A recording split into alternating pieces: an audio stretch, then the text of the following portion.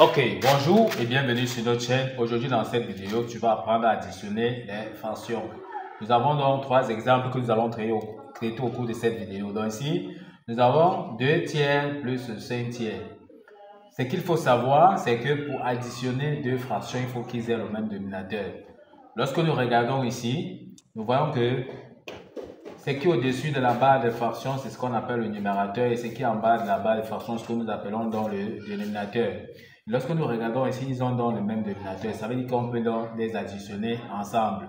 Ça veut dire que le dénominateur commun ici, c'est tout simplement donc 3. Donc ce qu'on fait, on comprend qu'on a donc le dénominateur commun.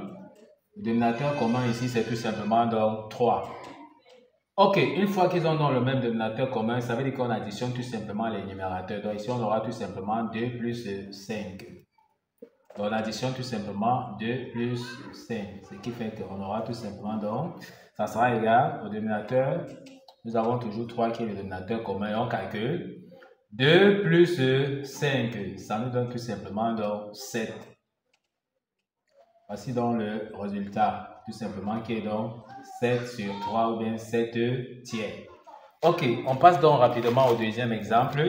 Il est question toujours de calculer 7 demi moins 3 demi ou bien 7 sur 2 moins 3 sur 2. Comme tout à l'heure, nous avons dit que pour additionner ou bien soustraire deux fractions, il faut qu'ils aient le même dénominateur. Lorsque nous regardons ici, le dénominateur, c'est ce qui est en bas de la fraction et ce qui est au-dessus, on appelle ça le numérateur. Donc, on constate qu'ils ont donc le même dénominateur, ça veut dire qu'on peut les additionner ensemble. Donc, le dénominateur commun ici pour nous, c'est tout simplement donc 2. On écrit donc tout simplement ici.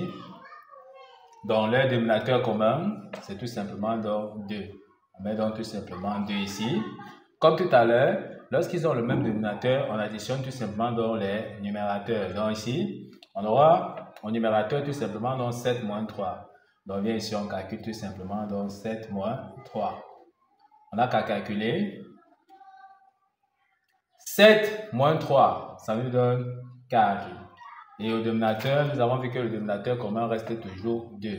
Mais là, à ce niveau-ci, on ne peut pas encore encadrer parce qu'on sait que on peut encore simplifier 4 et 2. Donc en divisant ici tout simplement 2 divisé par 2. Et 4 divisé par 2. Donc, en simplifiant, on sait que 4 divisé par 2, ça nous donne tout simplement donc 2.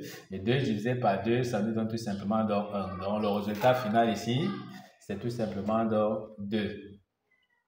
Ok, une fois qu'on a donc compris ceci, on vous laisse donc le soin de calculer le dernier exemple ici qui est 17e plus 4 septième.